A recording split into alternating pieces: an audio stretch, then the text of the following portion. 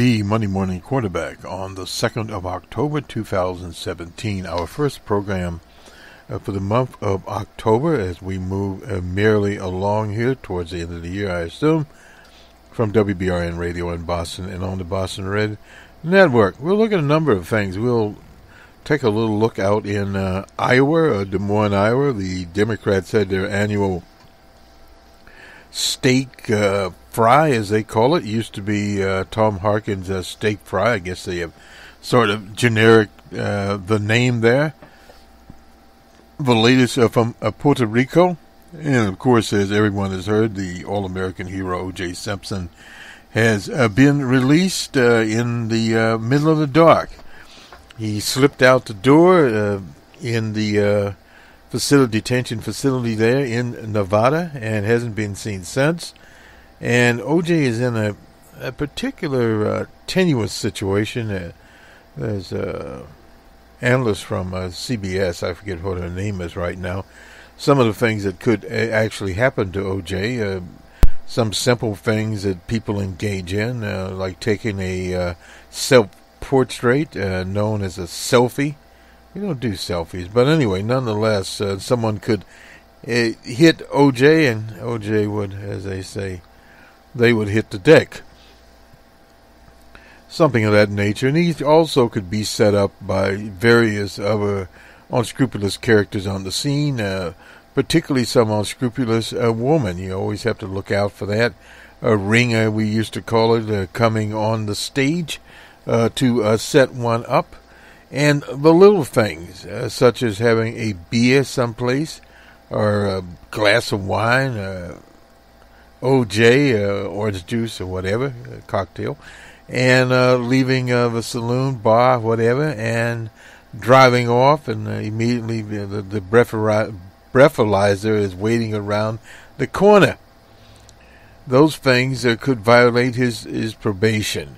Now, as far as the row down in Florida, the Attorney General there, a vicious racist named Bodie or whatever his name is, said a number of things about O.J. and trying to make life as miserable for O.J. as possible if, in fact, he returns to Florida. My advice, he would not return to Florida, but wherever his options are, he could stay in California. He's from San Francisco. Or there are other possibilities. He could get special permission from the people in Nevada. He's still in their system, so to speak. As the young people would say, he's on papers. So in other words, he's in a semi-slave position there. If you have an opportunity, Jay-Z, the mogul, entertainment mogul, has a song out called The Song of O.J., and it does talk about O.J. and the plight of African males within America. It's a sad commentary for 2017, but it is, in fact, a factual commentary there. As many people know, the O.J. case was set a marker. I can recall after the day that O.J. was set free, many people across the U.S. Were very happy, particularly African Americans, as one fellow, a working class fellow, related to me later. And other people were sad, including Bill Clinton, who would later literally have to show his testicles to the court. But it was one of those things in American politics that went beyond the normal markers and set the stage, actually, for DJ Trump. And you had people that were moderates, conservatives, so-called liberals, condemning the case on a race basis. And racism showed its ugly hand, no doubt about that, there, and divided the nation up. They sent out Freddie, they put him on a talk show, talking about such things as a constitutional amendment for victims of crime, And you had that evil word that crept into back into lexicon. It was from Tricky Dickey's time, law and order. Of course, that came from Mr. Schickengruber himself, otherwise known as the Hitler. But you had this law and order thing. You had that, of course, under Reagan also, the law and order. So that crept back. It was a little bit different, but it set the stage for a number of things. The minister in Chicago, the Honorable Louis Farrakhan, called a 1,000,000-man march. And 1,000,000 African men showed up in D.C. And, of course, that set the organization stage of Barack Obama, who in 2009 was the first African-American president of the United States. And it was sort of like today O.J. was free, but a longer situation. All hell broke loose. White supremacists, various other types, mainline Republican organizations took to the social media. The birthers were created. DJ Trump followed that about the birth certificate. When the actual birth certificate appeared, he shifted to college transcript, and nothing's been said since then. But that was a part of it. The campaign of 2008 was a very, very racist campaign ran by Hillary the Monster Clinton. Recall that none other than Rush Limbaugh called his followers out in places like Pennsylvania and Mississippi, some of the primaries that had not happened yet, to vote in great numbers for the monster. Well, the monster came up short, and then there was the old man, McCain, who has since redeemed himself by blocking the Republicans' action on Obamacare. But nonetheless, it was a very racist campaign. Campaign events were held on so-called private property, with people having lynch me deals up there. You would have thought George Corley Wallace, otherwise known as Wheelchair Wallace, had reappeared from the grave. But that was a sort of backdrop you had there, and they were able to fool people. Particularly, we did a show last night, the Playboy philosophy, Hugh Hefner. But they were able to utilize the feminists through, what was her name? Denise Brown. I haven't heard anything from Denise Brown lately, but nonetheless, she was supposedly going to build a number of women's shelters. Well, she never got around to building one, another fraud. But nonetheless, that was able to penetrate things, and it caused ripples within the political situation. Of course, that reverberated into the campaign of Hillary the Monster Clinton, and that was some of the side baggage that had to be taken care of. Of course, Barack Obama ran for re-election and was re-elected. But then came DJ Trump. That was a reaction of many of these people to Barack Obama, and now the Republicans are trying to destroy a legacy. Well, if they couldn't destroy O.J.'s legacy, no matter what happens with O.J., if O.J. disappeared from the earth tomorrow, his legacy is there. That's why he qualifies as a hero man from the historian Arthur Toynbee. O.J. broke on the scene in 1968 and has been around ever since.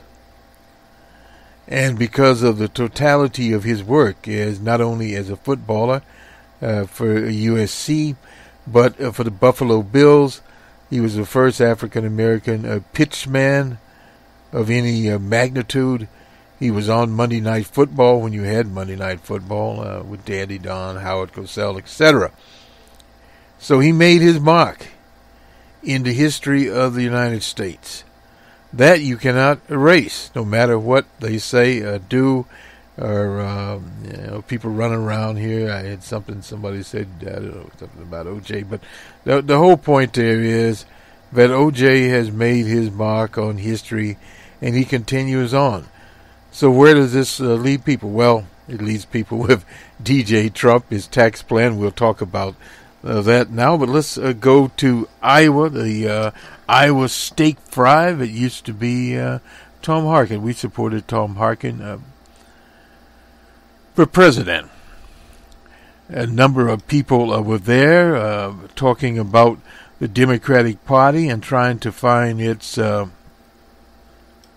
bearings. Representative Sherry Bustos, you used to pronounce her name right, Sepp Morton, and Tim Ryan. Tim Ryan, from Ohio, ran against Nancy Pelosi. Didn't get much traction there, but nonetheless, he talked about it. And the word at this conference was a disconnect with working people that squeezed by, stagnant wages, no doubt about that, job losses, diminished opportunities that caused the party years of mounting losses in state legislatures, in the Congress. That is correct, but the unfortunate situation is in many of these states, Iowa, a little bit different there. They have attracted a number of new industries by paying for them. Microsoft is building a new facility there. They have some of, quote-unquote, the high-tech people there. Amazon is there and some others. So around Des Moines and that area, they are building a high-tech corridor in the what euphemistically used to be called a rural European ghetto. A lot of people have left Iowa, but there's still some there. We let those people down. We let them down. That's from Mr. Ryan. He's an 8-term representative from Ohio. He told the crowd, we didn't see them. We didn't listen to them. We didn't hear them. If we want to be a national party and not a coastal party, in other words, he's talking about East Coast, West Coast, a national party in the U.S. We've got to get those workers back from Iowa, no doubt about that. Wisconsin, Indiana, Pennsylvania, Kentucky. The workers are there. The workers have stagnant wages, no doubt about that. Some of the overtures there have been willy-nilly, not, as one would say, even. In Indiana, they're at this carrier plant. The workers ended up losing basically what they gained, and the state of Indiana was left with a bill. Pennsylvania is a different state, a very large state. You have the metropolis of Philadelphia there, and then you go into the western part of the state, Pittsburgh. Pittsburgh has Carnegie Mellon and some other things over there. But that vast area known as the Alabama of Pennsylvania, that is the southern district of Pennsylvania around Georgetown, those areas. Wisconsin and its working class there faring a little better because basically a lot of people left Wisconsin under Boss Walker. They've now got a state that daily disparages working people, particularly teachers, public sector workers in Wisconsin. And at the same time, they have some of the most draconian cuts possible there in the state of Wisconsin. Voter suppression. We were looking at a little study that came out from, I believe it was Mother Jones that published it. Bill Moyers had it on his site. These are our people, and we've got to go and get them. That's from Mr. Ryan there. Was organized. It's in Polk County. That was the party's biggest of 2017. 1,500 tickets were sold. A picturesque fall day in the Waterworks Park. Well, it's been having that for a very, very long time. In this tough love rebut and a prescription for the party's future, Ms. Bassos and Morton even went so far as crediting DJ Trump with with recognizing working class frustrations and resentment, even as a castigated him for exploiting them. Well, that is correct. He was able to energize people out of being on their side and talking about bringing jobs back in these areas. Now, in some areas, we look at the energy sector. He has Rick Perry and The Rock there. He is, as they say, reorganizing some things. The price of petroleum is going up, gasoline in other words. Brent crude is up around, $58, I think. About 55 on the spot, 50 on West Texas Intermediate. So which that means that is the break-even point for the fracking boys and girls in the Dakotas and elsewhere. But the problem there is in the modern industrial economy, there is a trade-off. And that is where the rubber is meeting the road. Let me just finish this up here.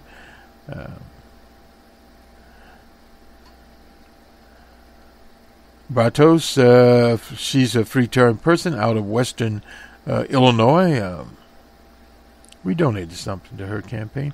Described winning a district that contains 9 of the 11 Illinois counties that flipped from backing Barack Obama in 2012 to DJ Trump in 2016. Arguing Democrats can do the same across the region by meeting the voters off the interstate and focusing on economic policy. Now, number 2 term from the Commonwealth, Massachusetts, noted that Democrats have lost more than 1,000 state house seats. And a lot of that, in all fairness, is to the infamous Koch brothers and where the money is. That means we've got work to do, Democrats. That means we have got changes to make. That means we can't just keep doing the same old thing and expect to win again. We've got to get back to our party's roots. We've got to get back in touch with those voters that we lost. There's no doubt about that. They have to get back to being the party of ordinary people. So that is one of the things that they have to do. The answer, he said, is invest in clean energy and infrastructure, which credits jobs and builds new industry. DJ Trump talked about his infrastructure plan. He was going to have a public-private plan. Now he's decided this private part wouldn't go anywhere. So we hadn't heard that. They're on tax cuts. Now, tax cuts is a typical Republican position, period. There's a gubernatorial candidate there, Andy McGraw, who made the real news, performing a CRP on a woman's health emergency. Anyway, okay. McGraw, a physician, described hearing shouts for a doctor. Of course, he was a doctor. Okay, well, he was on duty. He performed the CPR. Shortly thereafter, McGraw intervened. Intervention, and ambulance arrived, and the woman was taken out on a stretcher. From the stage later, the chair, the Polk County Democratic chair, suggested McGraw may have saved the woman's life. Perhaps he did. Ryan participated in Friday's roundtable discussion. Won't go into all that, but we've put it up on Facebook where they are going here. Now, if we look at the Washington Post, we usually use them for roundups. Pretty easy there. The leader of the Democratic Republic of Korea has been demoted from just Rocket Man. Well, he used to be Smart Cookie. Then he was Rocket Man. Now he's known as the Little Rocket Man. So I guess DJ Trump has got something new every day of the people. Tillerson, who is his Minister of State, is going to have some talks with the Democratic Republic of Korea, and Trump says a waste of time. So I guess they won't be talking. They'll move to the next step. We'll talk some about the Supreme Court here. as we move along. We got Iowa. Washington Post also had an article here on Iowa Democrats ask rural voters for a second chance. We just talked about that. Sherry Bertos out of Illinois, etc. The Harkin steak fried dinner there. So we covered that from the Des Moines Registry. We'll move on from there. And let's see here. Well, we won't get into will the swamp survive? Yes, they will. The only thing the Republicans know how to do, this is, by E.J. Dion, add to the growing folder on that could be labeled depressing but surprising. The only thing Republicans know how to do is cut taxes for the rich, no doubt about that. It's depressing because the Republicans have abandoned its roles once played in public life, pioneering programs steering and assisting Americans of modest means in lifting themselves up, and supporting productive government investments that the private sector was unlikely to take.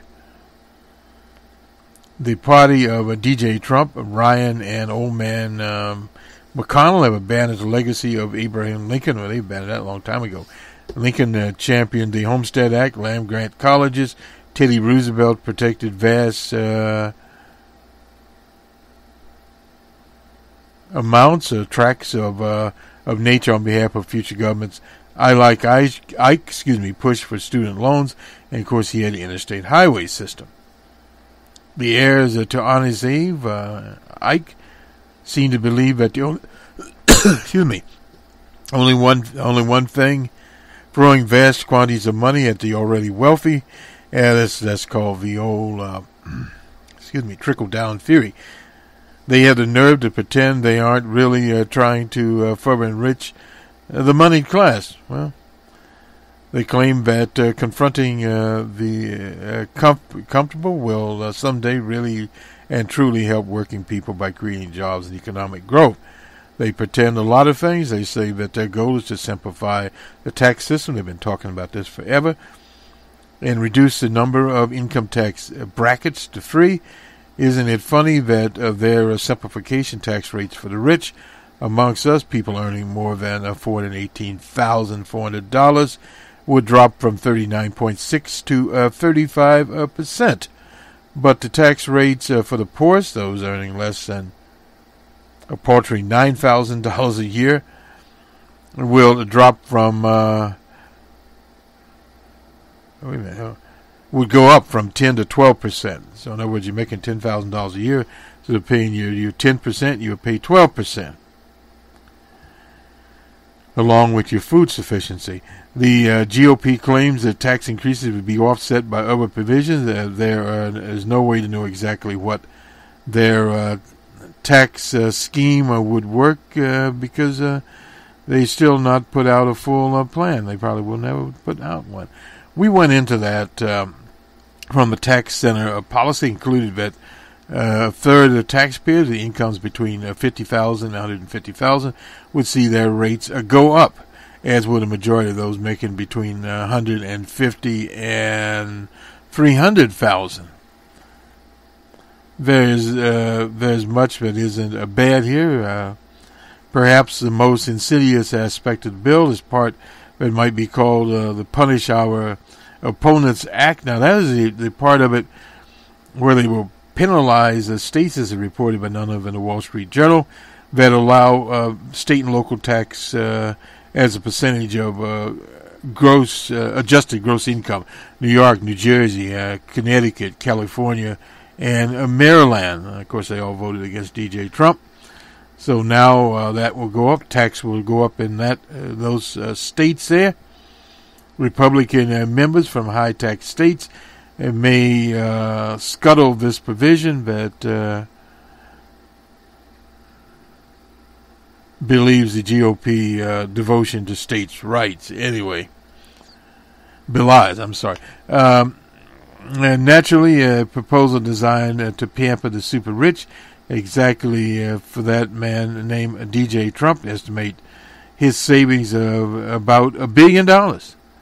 But, of course, he hadn't put his tax return out there anyway, so you can't say what he'd say. Heather Long, she's of the Washington Post Wong blog, lists 9 ways Trump's plan is a gift to the rich, including himself. One of the biggest is to wealthy Americans is to completely repeal the state taxes. They've been talking about this for years. Is on very, very large fortunes. They account for only 0.2% of the estates that are out there. So not very much of there. Let's get to the Supreme Court here. Let's check on our time. Okay. Supreme Court starts on Monday, the October term. Traditionally, a new being is put there, Gorsuch. I remember his mother. She was a crook, too. He's filling in Antonin Scalia's seat. We've heard the last term described as a calm before the storm. Ruth Bader Ginsburg, known as the notorious G, told law students at Georgetown University there is only one prediction that is entirely safe about the upcoming term, and that is it will be monumental, no doubt.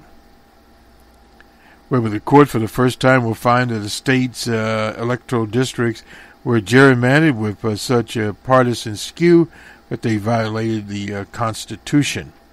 Whether prosecutors must seek a judge's permission before securing mobile phone tower records that contain months of details about a person's whereabouts.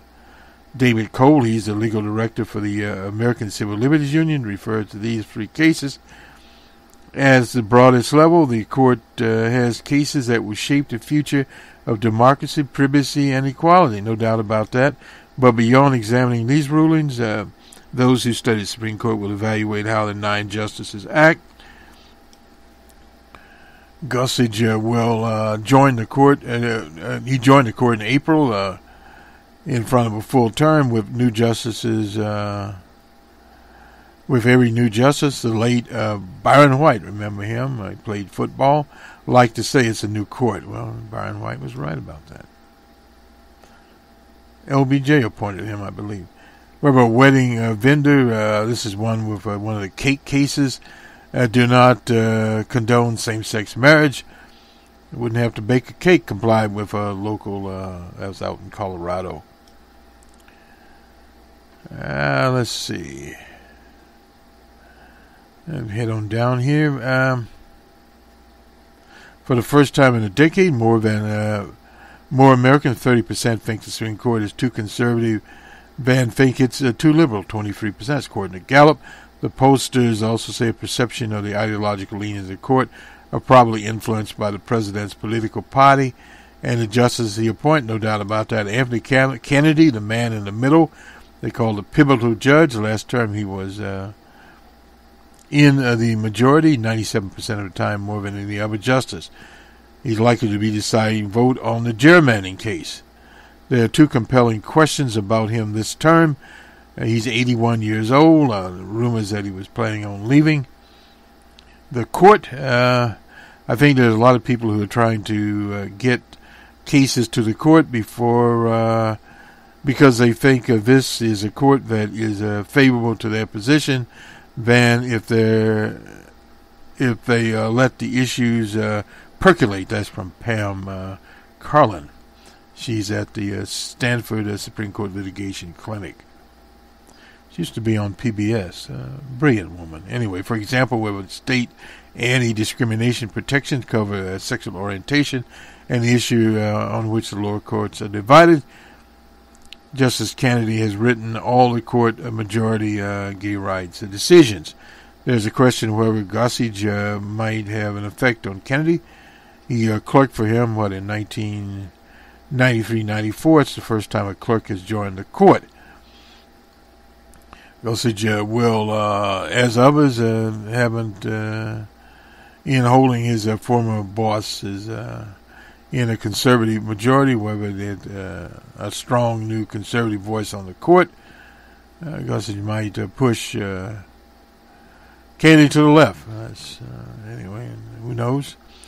But present time, Gossage has is ideologically aligned with Uncle Clarence Thomas and Samuel Alito, the court's most conservative members, building a bromance between Gossage Thomas bears watching. That's from one of Heggie Walker, former Thomas clerk. The third major player in this term, of course, will be old Judge John Roberts. He's the Chief Justice. He may have the most difficult job there. Well, he's trying to do a balancing act there. He's sometimes in the middle, sometimes not. He's thinking more now history of where he will be. Anyway, let me just move down here. The cake case, we came out of Colorado. That's a baker, Jack C. Phillips, refused to create a wedding cake for Charlie Craig and David Mullins. That was in 2012 to celebrate their wedding in Massachusetts. That was before many states. The Commonwealth had that up there. Gill versus Whitford. That is out of Wisconsin. Remap a districting gerrymandering case. That'd probably be up to Kennedy whether they're right or wrong. The Supreme Court redraws maps that are found to be racially gerrymandered. The justices have never agreed on a standard that would disallow extreme partisan gerrymandering, which Boss Walker was into. Carpenter versus the U.S. is the court's most important case involving technology and privacy. We'll consider whether the prosecutors need a warrant to gain access to mobile cell tower cases. And Epic Systems versus Lewis. It's one of our pet peeves here. The case term where employers can force workers to settle disputes on individual arbitration rather than collectively. The Obama administration sided with the workers, saying forced arbitration clauses are illegal under the National Labor Relations Act of 1935. Back to FDR here. Jennings versus Rodriguez. That's out of a Ninth Court. Could not decide, that non-citizens are scheduled to be deported, could be kept in jail indefinitely. That is from the Ninth Court there, a 6-month requirement. Potential deportees have a right to bail if they are pose no threat. Hoster versus the E. Philip Randolph Institute. That is in Ohio. Removed voters who have been active failed to respond to notices from the state over 4 years. An appellate court agreed with the civil rights activist and said the process violates federal election laws. This is another case in which the change of administration, Justice Department went in the wrong direction. Christie versus NCAA. That's out of New Jersey. Two-Ton Christie, long-running case determining whether New Jersey can allow sports betting in its casinos. And finally, Janus versus Axme. The Supreme Court said 40 years ago that states could require workers to pay a fee to unions to cover the cost of collective bargaining to prevent workers from reaping benefits without sharing costs. Conservatives say that forcing workers to pay for speech which they might disagree. They're fools. Anyway, the court is ready to overturn its precedent there, but Scalia's death, the new case, means Gossage would cast a deciding vote, and that means weaker unions. Let's go to the last day of the Major League Baseball season. Here, oops, yeah, let's see, where are we? Anyway, these are the scores. The playoffs will start this week on Tuesday. 2 wildcard games and one on Wednesday. The Rockies and the Arizona D-backs in the National League and in the American League. The Twins will go to New York. The Astros and Red Sox in Fenway Park. Astros are 4-3. The Blue Jays and Yankees in New York. Blue Jays 2-1. The Athletics and Rangers in Texas. Athletics 5-2. The Pirates and Nationals in D.C., a game we tuned into, 11-8 was the scores. Pirates. The Metropolitan and the Phillies in Philadelphia, they were shut out 11-0 by the Phillies away to end the season for two teams that are going nowhere. The Padres and Giants in San Francisco, 5-4 Giants. The Giants at least close the season out. The Mariners and Angels in California, Angels 6-2, two teams that are also not hitting anywhere.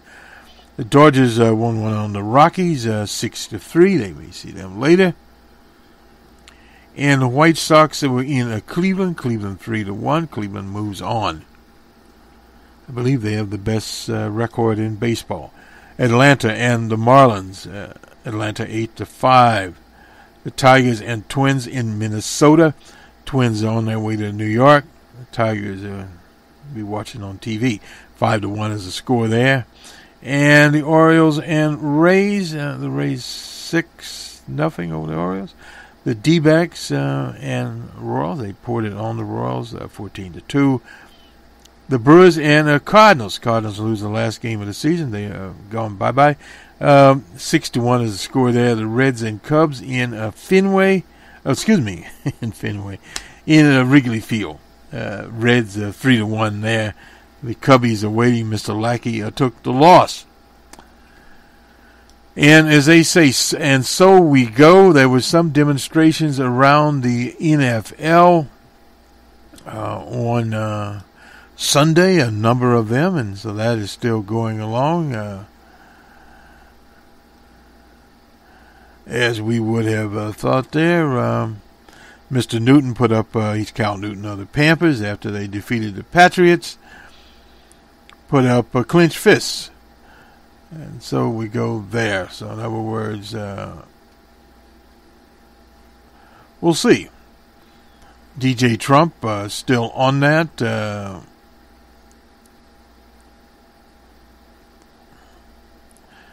The NFL and its team's owners are famous for ironclad control, losing it.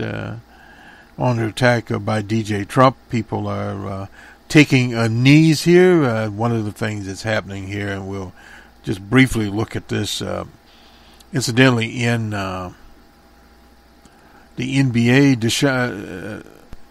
DeReese Smith drove Monday morning to Ronald Reagan National Airport for a flight to his annual locker room meeting with the Buffalo Bills. It was Cadell, the association executive director, and the commissioner had not spoken about the previous weekend when the league's executives, etc., and most of the 1,664 players scrambled to figure out an appropriate response to DJ Trump's criticism. A small protest was started by Colin Kopech. He's been on it for a very, very long time. President Barack Obama has now become a league-wide national polarizing crises under Trump. By Monday, everyone had reiterated their response, and they are standing, etc. So, in other words, on Tuesday afternoon, 48 hours, the protest had defined football Sunday. About 25 teams and owners entered the league's headquarters. That's at Park Avenue. And barely paid any attention during the stadium financed presentation. Anyway, some of the owners were angry at Joe Lockhart, the executive vice president of communications, who worked, I remember Joe Lockhart, who worked as President Clinton's press secretary. Had told reporters on a Monday conference call that the players' words and actions on the subject of police brutality and racism, what really Lockhart room talk is. Locker room is really what locker room talk is. Anyway, owners, many of whom have supported DJ Trump, several of them have donated millions of dollars each there, and declined to comment about the matter. One owner barked angrily at Lockhart, who declined to comment about the matter. Jones shared, nobody wants to engage in political mud fighting with the White House, even if they all pissed at the president, leak source said. I didn't know Lockhart was working there, but anyway, Mr. Joe Lockhart. He's the executive vice president for communications there. Okay, well, they all pop up around here after 20 players tighten it at Gillette Stadium. That is in the Commonwealth there. Some owners prefer a league-wide directive. That's from Snyder. He's the owner of the Washington team. Others who declined to comment through a spokesman. Well, in the meeting, many owners wanted to speak, but the discussion soon was hijacked by the words of one owner, Jones, $1 million, Jones, inaugural committee, who declined comment through a spokesman. The Blunt Hall of Famer mentioned that he had spoke by phone more than once in the past 24 hours with Trump. Jones said the president, who only a few years ago tried to buy the Buffalo Bills, has no intention of backing down from his criticism of the NBA. So it goes on. It will continue to go on. Anyway, that is enough of that. Have a good week, everyone. We'll talk to you soon. Incidentally, we have Hugh Hefner and the Playboy Philosophy. It was our Sunday special. We have Numbers Man up there. That's our macroeconomics program. We talk about the tax plans from the administration in some detail. Also about GDP, where consumers are in the scheme of things.